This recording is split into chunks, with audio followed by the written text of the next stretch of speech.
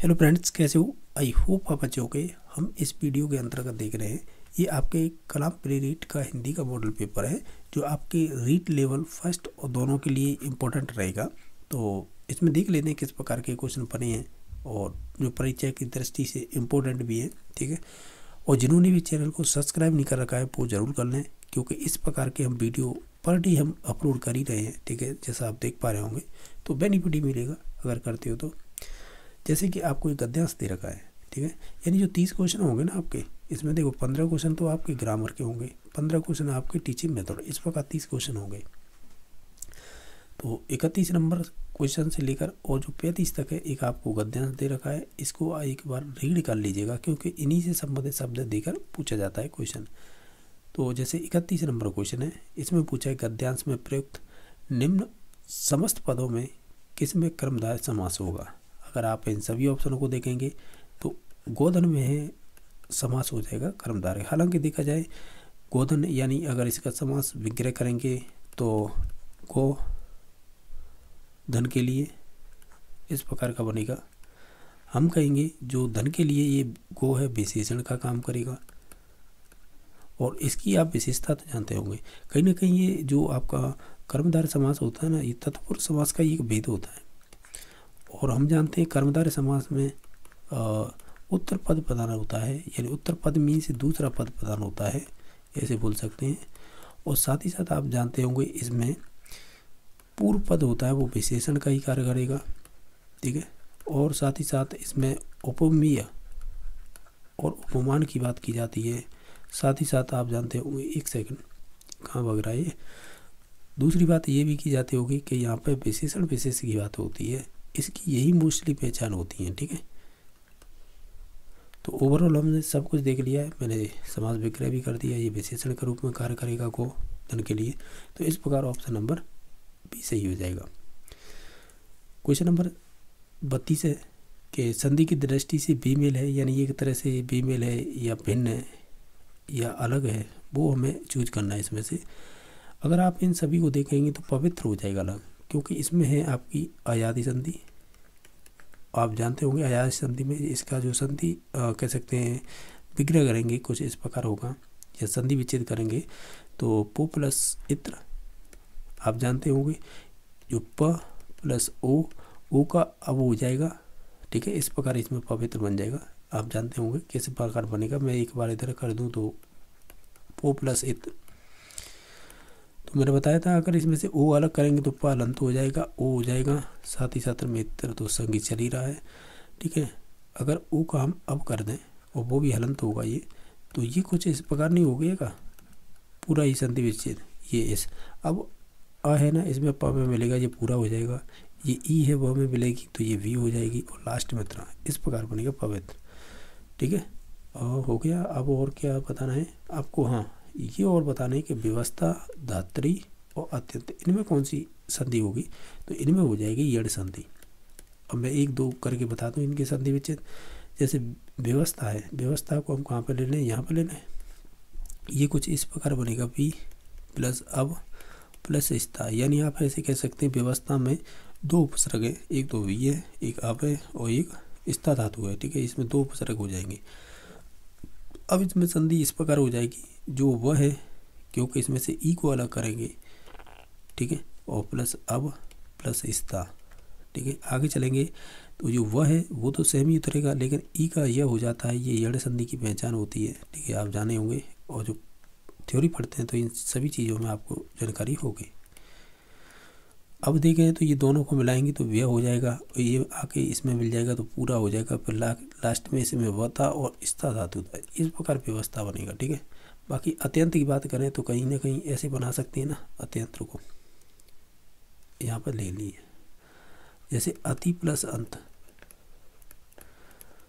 ई का यह हो जाएगा तो इस प्रकार ऐसे करेंगे अ, और जो त हलंत हुआ था ना उसकी जब पे यह हो जाता है इस प्रकार, तो ये बनेगा फिर जो अ है ना, यानी अंक की मात्रा इस पे मिल जाएगी, अत्यंत बन जाएगा।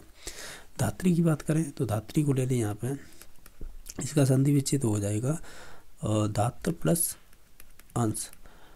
हम जानते हैं री का अर हो जाता है किसमें, आपकी यण संधि में, तो धात्री बनेगा शब्द। तो इस प्रकार ए, बी और डी ये दो थे यण संधि के उदाहरण, और जो पवित्र था वो था अयादि संधि का उदाहरण। हालांकि ये स्वर संधि के भेद हैं यानी प्रकार है, लेकिन हमें भिन्न बताना था, तो इस वजह से सी नंबर ऑप्शन हो जाएगा। क्वेश्चन नंबर 33 है, निम्न में से कौन सा शब्द है गद्यांश में विशेषण की तरह प्रयुक्त नहीं हुआ है। अगर आप इस गद्यांश को ध्यान से पढ़ेंगे ना, जो दे रखा है उसमें देखेंगे तो इसमें से जो आस्था है ना,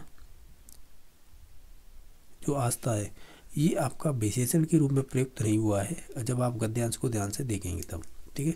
बाकी गहन, पवित्र, अच्छी ये सभी शब्द यूज हुए हैं।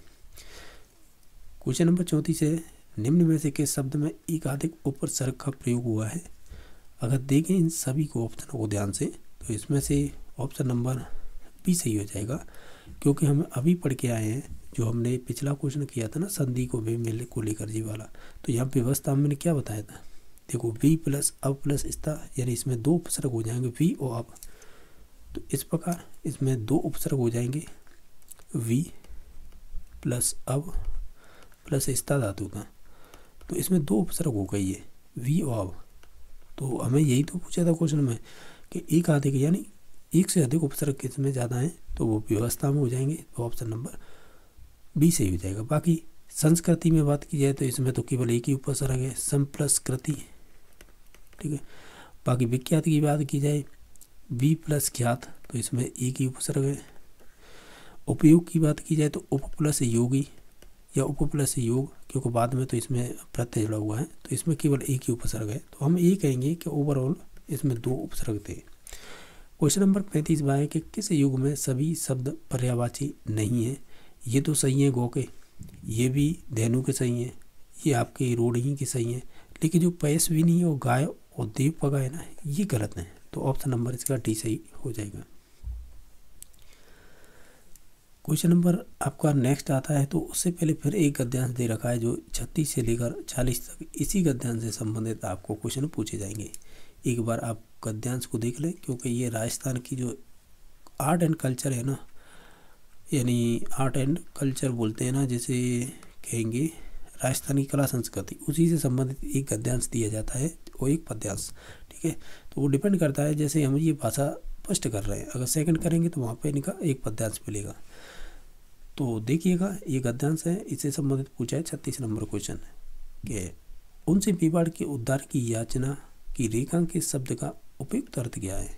याचना मतलब एक तरह से मांगना ही होता है, इसका उपयोग भीख मांगने में भी उपयोग किया जाता है, लेकिन हमें शब्द बताना है यहाँ पर कैसे यूज हुआ है, तो हम कहेंगे प्रार्थना के रूप में, तो ऑप्शन नंबर सी सही हो जाएगा। क्वेश्चन नंबर 37 है, निम्न में से कौन सा शब्द है सदैव बहुवचन में प्रयुक्त होता है। तुम्हारे प्राण होते हैं ना, वो हमेशा ही बहुवचन के रूप में प्रयुक्त होते हैं। जैसे हमारी आँखें हो गई, और क्या होगा आँख के अलावा, और हस्ताक्षर, और क्या हो गया, बहुत सारी ऐसी चीज़ें हैं जो डायरेक्टली हम प्लूरल में ही यानी ये बहुवचन में ही प्रयुक्त करते हैं, ठीक है। तो ऑप्शन नंबर बी सही हो जाएगा। 38 नंबर क्वेश्चन है, गद्यांश में आए निम्न शब्दों में लिंग की दृष्टि से बेमेल कौन सा है। वो ये भिन्न बताना है या फिर अलग बताना है, वो एक ही बात है, ठीक है। यानी बेमेल कह लीजिएगा, भिन्न या अलग। तो देखिएगा संपत्ति तो स्त्रीलिंग, मैं एप लिखते जाऊँगा यानी फीमेल, ठीक है। संपत्ति स्त्रीलिंग, रक्षा स्त्रीलिंग, निष्ठा भी स्त्रीलिंग, लेकिन समर्पण है ये मेल हो जाएगा, मेल मीन्स ये पुल्लिंग, ठीक है। तो ऑप्शन नंबर सी सही हो जाएगा। क्वेश्चन नंबर नेक्स्ट है, भामाशा का यह निष्ठापूर्ण सहयोग और समर्पण प्रताप के जीवन में महत्वपूर्ण और निर्णायक साबित हुआ। जिसमें गया, हुआ, ऐसे शब्द आ जाते हैं। जैसे मैं कल स्कूल गया, तो गया आया ना, मोस्टली ये है कि जिनकी ये पास्ट टेंस की पहचान होती है एक तरह से, गया, गई, हुआ, हुई, तो ये सामान्य भूतकाल हो जाएगा, ठीक है। तो ऑप्शन नंबर ए सही हो जाएगा। क्वेश्चन नंबर 40 है, आप यह सारा धन ग्रहण कीजिएगा, मैं आप शब्द में वचन बताइएगा। यह अच्छा क्वेश्चन है, और ये जब आप ये सारा धन ग्रहण करेंगे ना, ये प्लूरल यानी बहुवचन के रूप में प्रयुक्त हुआ है, तो ऑप्शन नंबर बी सही हो जाएगा। ये कह रहा है विधेय के अंतर्गत निम्नलिखित में से किस भाग, यानी एक सेकंड, विधेय के अंतर्गत निम्न में से वाक्य का कौन सा अंग नहीं है, ये पूछा है। देखो जब सेंटेंस दिया जाता है, जो कर्ता होता है उसे तो उद्देश्य कह देते हैं हम, ठीक है, और जो क्रिया होती है उसे विधेय कह देते हैं। लेकिन क्वेश्चन क्या पूछा है वो देखिएगा, इसमें से कह रहा है कि वाक्य का कौन सा अंग नहीं है। देखो जब सेंटेंस होता है तो उसमें निश्चित तौर से देखो ये तो करता है, ये क्रिया है, और उसमें निश्चित तौर से कर्म भी होगा, डिपेंड करेगा वो कर्म वाच्य होगा, ठीक है। कर्म होता भी नहीं भी होता है वाक्य में, वो डिपेंड करता है। लेकिन हम ये जानते हैं, क्या जानते हैं, कर्ता होता है, क्रिया भी होती है, कर्म भी होता है। लेकिन जो पूरक शब्द है ना, ये नहीं होगा, ये आपके वाक्य के अंग में नहीं आएगा। तो ऑप्शन नंबर इसका डी सही हो जाएगा। क्वेश्चन नंबर जैसा देख पा रहे होंगे 42 नंबर पूछा है कि संयुक्त वाक्य कौन सा है जो दो साधारण वाक्य हों वही आपका संयुक्त वाक्य हो जाएगा, यही पहचान होती है इसकी। तो देखिएगा, मेरी बेटी करना ने मधुर गीत गाकर सबको प्रसन्न कर दिया, तो ये आपका एक साधारण वाक्य है। तो इसमें कौन सा हो जाएगा, साधारण वाक्य हो जाएगा। किसमें, आपके इसमें जो है ना, मेरी बेटी करना ने मधुर गीत गाकर सबको प्रसन्न कर दिया। दूसरा ऑप्शन है कोशिश करने वालों को कामयाबी मिलती है। तो सिंपल सा ये स्टेटमेंट है सीधा, ये भी फिर साधारण वाक्य में ही आ जाएगा। मैंने बहुत बड़ा अजगर देखा, तो कोई बात नहीं है, तो ये भी साधारण में ही चला जाएगा। बालक बहुत रोया फिर सो गया, इसमें कहीं ना कहीं दो क्रियाएं हुई हैं। पहले बालक है, रोया है, फिर क्या हुआ है, गया है। तो जैसे ओवरऑल मैंने ये देखा है, वो आपने भी पढ़ा होगा, हम ये कहते हैं साधारण वाक्य का मतलब होता है जिसमें एक तो कर्ता हो और एक क्रिया हो। इसका मतलब दूसरे शब्दों में कहीं एक तो उद्देश्य हो और एक विधेय हो। ऐसे ही पढ़ा होगा आपने भी, ऐसा तो है नहीं कि आप अलग से पढ़ के आए हो। तो जिनमें एक उद्देश्य एक विधेय होता है वो साधारण वाक्य होते हैं। अगर उद्देश्य एक हो, दो क्रिया हों, और या जब फिर, और, परंतु, किंतु, इन शब्दों से जुड़े होते हैं तो मोस्टली वो संयुक्त वाक्य हो जाते हैं, ठीक है। ऐसा पढ़ा होगा, नहीं पढ़ा है तो जान लीजिएगा। क्वेश्चन नंबर 43 है, ये बताइएगा कोष्ठक में दिए गए चिन्ह का कब उपयोग किया जाता है। देखिएगा, इस प्रकार के जो चिन्ह होता है जो दे रखा है यहाँ पे, इसका वाक्य में जो जोड़े का स्थान होते हैं ना, उनके लिए किया जाता है। तो ऑप्शन नंबर सी सही हो जाएगा। ये कह रहा है कि 44 नंबर क्वेश्चन, कछुआ बिना रोके निरंतर चलता रहा, रेखांकित में पदबंध कौन सा होता है। तो रीट में एक फिक्स है, ये क्वेश्चन आता है। तो देखिएगा, ये चलता रहा तो इसकी विशेषता ही बता रहा है कि बिना रोके ही चलता रहा, तो हम कहेंगे ये क्रिया विशेषण पदबंध हो जाएगा या क्रिया पदबंध हो जाएगा। अरे माफी चाहूँगा, क्रिया नहीं होगा, क्रिया विशेषण पदबंध होगा। ऑप्शन नंबर डी सही हो जाएगा, ठीक है। तो ये क्रिया पदबंध ना होकर क्या होगा, क्रिया विशेषण पदबंध होगा, क्योंकि क्रिया की विशेषता बताई जा रही है। क्वेश्चन नंबर आपका नेक्स्ट है 45, उचित मुहावरे का वाक्य में प्रयोग हुआ है वो बताइएगा। जैसे आज के ज़माने में स्वार्थ प्रवृत्ति बढ़ जाने के कारण कुछ लोग कैसे हो गए हैं, हम कहेंगे थाली के बैगन बन जाते हैं। तो ऑप्शन नंबर डी सही हो जाएगा। क्वेश्चन नंबर आपका 40 है, यहाँ से आगे जो आपके क्वेश्चन आएंगे वो आपके हिंदी की जो शिक्षण विधियाँ होंगी ना, उनसे संबंधित होंगे। और देखो, टीचिंग मेथड का मतलब ये केवल नहीं होता कि हिंदी की शिक्षण विधि, टीचिंग मेथड यानी जो शिक्षण विधियों का मतलब होता है कि जो सिलेबस दे रखे 15 नंबर के मार्क्स की जो टॉपिक, वो सभी इंक्लूड होंगे इसी के अंडर में। क्वेश्चन नंबर 40 है, सद प्रवृत्तियों का विकास करना भाषा शिक्षण के किस श्रेणी के कह सकते हैं श्रेणी का उद्देश्य होगा। तो सद्भावना हो गई, ये सभी चीज़ें हमारी है ना एटीट्यूड से जुड़ी होती है। तो इसे अभिवृत्त्यात्मक कह रहे हैं, इंग्लिश में कहें तो एक ही शब्द हो जाएगा एटीट्यूड, यही होता है, ठीक है। और ये कैसा होता है, अर्जित होता है। ये साइकोलॉजी में भी क्वेश्चन बन जाता है और टीचिंग मेथड में भी बन जाता है, ठीक है। एटीट्यूड होता है, एक होता है एप्टीट्यूड, और ये फिर जन्मजात होता है, या ऐसे ही कह देते हैं हम अभिक्षमता हिंदी में। ये पूछे हुए दोनों शब्द। क्वेश्चन नंबर 47 है, यह परीक्षा मुक्त प्रणाली है और इसमें प्रतिदिन परीक्षा ली जाती है, यह कथन किस विधि के संदर्भ में उपयुक्त है। तो ये डॉल्टन पद्धति है ना, उसी में ऐसा होता है। तो ऑप्शन नंबर बी सही हो जाएगा। क्वेश्चन नंबर 48 है, मौन पठन उपयोगी है। तो हम कहेंगे स्वाध्याय की प्रवृत्ति के विकास या विकसित करने हेतु होती है। रीट में सर्वाधिक क्वेश्चन यही बना है, ठीक है, कि मतलब जो मौन पठन उपयोगी होता है या मौन पठन का उद्देश्य क्या होता है, मौन पठन से संबंधित कौन से कथन सही है, इस प्रकार भी पूछा जाता है। तो ओवरऑल देखा जाए तो डी नंबर ऑप्शन सही हो जाएगा। क्वेश्चन नंबर आपका 49 नंबर है, ये 49 है, ये कह रहा है अभी व्यक्त्यात्मक कौशल कौन से हैं, यानी आप जैसे व्यक्त कर सकते हैं, एक तो हम बोलकर व्यक्त कर सकते हैं, एक लिखकर, तो यही दो ऑप्शन हो जाएंगे, तो ऑप्शन नंबर बी सही हो जाएगा। क्वेश्चन नंबर 50, निम्न में से कौन सी विधि है वो शब्दार्थ विधि का विकसित रूप मानी जाती है। जो शब्दार्थ विधि है ना उसका विकसित रूप मानी जाती है, ऐसे कह सकते हैं। और ये क्वेश्चन ऑलरेडी रीट में पूछा हुआ है, तो इसे हम कहेंगे कौन सी विधि कहेंगे, तो हम इसे कहेंगे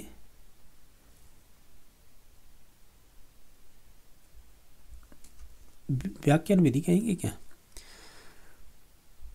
सही, व्याख्या विधि कहेंगे, तो ऑप्शन नंबर इसका ए सही हो जाएगा। नेक्स्ट, निम्न में से किस प्रणाली में व्याकरण सिद्धा की सैद्धांतिक पक्ष की अपेक्षा है व्यवहारिक पक्ष पर ज़्यादा बल दिया जाता है, वो कौन सी विधि है, तो वो हो जाएगी आपकी कह सकते हैं भाषा संचार विधि, तो ऑप्शन नंबर सही हो जाएगा। नेक्स्ट है 52 नंबर क्वेश्चन, किसी भाषा की पाठ्यपुस्तक निर्माण में वैचारिक सामग्री चयन सिद्धांत नहीं है इसमें से, ये रीट में पूछा हुआ क्वेश्चन है, ठीक है। अगर आप इन सभी ऑप्शनों को ध्यान से देखेंगे तो हम ये कहेंगे, क्या कहेंगे कि यह अनिवार्य नहीं है कि किसी विषय वस्तु उस भाषा का समुदाय की संस्कृति की परिचय को, ठीक है, तो ये वाला कथन गलत हो जाएगा। क्वेश्चन नंबर 53 है, चित्र विस्तार के यंत्र किस प्रकार की सहायक सामग्री है, हम कहेंगे ये कहीं ना कहीं यांत्रिक यंत्र दृश्य सामग्री हो जाएगी, ठीक है, क्योंकि ये श्रव्य है नहीं, श्रव्य दृश्य है नहीं, तो केवल देख ही सकते हैं और प्रक्षेपित करके, तो ऑप्शन नंबर ये सही हो जाएगा। क्वेश्चन नंबर 54 है कि रचना शिक्षण की सर्वोपयुक्त विधि कौन सी है, यानी एक तरह से सर्वोत्तम बोल सकते हैं, और रचना शिक्षण की, तो इसमें से हो जाएगी आपकी प्रश्नोत्तर विधि, तो ये किसने दी थी, ये भी ध्यान रखना है, सुकरात ने दी थी, तो हिंदी की शिक्षण विधियों में पूछा जाता है। एक क्वेश्चन ये भी आता है कि फिर प्रश्नावली किसने दी थी, तो ये इन्हीं में नाम आता है वुडवर्थ का, तो ये भी ध्यान रखना है। नेक्स्ट देख लेते हैं, अनुकरण के वाचन कितने भेद होते हैं, यानी भेद या प्रकार बोल सकता है यहाँ पे, तो ये दो ही होते हैं, ठीक है, तो ऑप्शन नंबर ए सही हो जाएगा।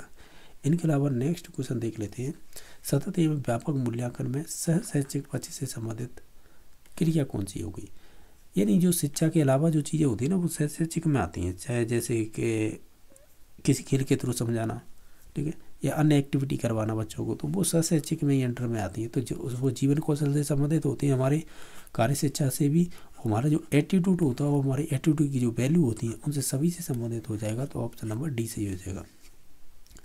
संज्ञा के 3 भेद होते हैं, सत्य असत्य, एक यह उदाहरण होगा, यानी जो ट्रू और फॉल्स वाले क्वेश्चन किए होंगे ना आपने, जैसे हम एलिमेंट्री एजुकेशन का पढ़े होंगे 1 to 8, हालांकि ऊपर वाली क्लासें भी पढ़ी होंगी जैसे सेकेंडरी, सीनियर सेकेंडरी, तो जो एलिमेंट्री एजुकेशन का मतलब होता है 1 से क्लास 8 तक, तो हम पढ़ते थे ना पहले, जैसे फिल इन द ब्लैंक्स आते थे क्वेश्चन, और फिल इन द ब्लैंक्स के अलावा सत्य असत्य वाले भी आते थे, कुछ ऑब्जेक्टिव टाइप आते थे, तो ये सभी है ना, ये सत्य असत्य वाले होते थे, ये सभी एकांतर अनुक्रिया प्रश्न कहलाते हैं, ये सभी हम वस्तुनिष्ठ में पढ़ते हैं, तो ऑप्शन नंबर इसका क्या हो जाएगा, बी सही हो जाएगा। हालांकि संज्ञा के 3 भेद होते हैं, ये सत्य बात है, ठीक है, इस प्रकार टिक करते थे, ये टिक वगैरह का मतलब ये सही करते थे, तो ये सभी ऑब्जेक्टिव टाइप क्वेश्चन में ही आते हैं, एकांतर अनुक्रिया वाले प्रश्न बोलते हैं इन्हें। क्वेश्चन नंबर है 58, उपचारात्मक शिक्षण के संबंध में असत्य कथन बताइएगा। हम ये कहेंगे कि उपचारात्मक शिक्षण केवल मंद बुद्धि बालकों के लिए होता है, ऐसा कहना गलत है, चाहे ये प्रतिभाशाली हों आपके बच्चे, यानी प्रतिभाशाली भी बच्चे इसी में आएंगे, औसत वाले भी इसी में आएंगे, और आपके जो मंद की बात तो कर ही लिए, इसमें मंद भी आ जाएंगे और सृजनशील भी आ जाएंगे, यानी ओवरऑल जितने भी बच्चे होंगे ना किसी भी प्रकार के हों, वो सभी का हम ऐसे कह सकते हैं उपचारात्मक शिक्षण कर सकते हैं। लेकिन इसमें कुछ एक मैंने देखा क्वेश्चन में, इन प्रतिभाशालियों को मतलब इंक्लूड नहीं करते हैं, इनके ऑप्शन बनाए जाते हैं, जैसे औसत मंद, ठीक है, इनके ही ज़्यादातर ऑप्शन बने मिलेंगे आपको जो प्रीवियस क्वेश्चन पेपर देखेंगे। क्वेश्चन नंबर 59 है, निम्न में से कौन सा एक प्रश्न पत्र निर्माण का चरण नहीं है। अगर देखें तो इसमें से अंतर विषय है ना, इसका विश्लेषण करना कोई ज़रूरी नहीं है, बाकी हम परीक्षण की योजना बनाएंगे, ब्लूप्रिंट भी बनाएंगे, प्रश्नों का विश्लेषण करेंगे, ना कि जो विषय होती हैं उनका विश्लेषण करेंगे, ठीक है, तो इस प्रकार ऑप्शन नंबर बी सही हो जाएगा। क्वेश्चन नंबर 60 है, खुली पुस्तक परीक्षा व लचीली समय सीमा रहित परीक्षा को देश भर में प्रायोगिक तौर पर लागू किए जाने की अनुशंसा किसने की थी। तो इसकी अनुशंसा की थी आपके जो राष्ट्रीय पाठ्यचर्या की रूपरेखा 2005 जिसे बोलते हैं आप NCF 2005 ने अनुशंसा की थी। तो ऑप्शन नंबर सी सही हो जाएगा। अगर किसी क्वेश्चन को लेकर डाउट है तो कमेंट में बता देना। बाकी वीडियो देखने के लिए धन्यवाद।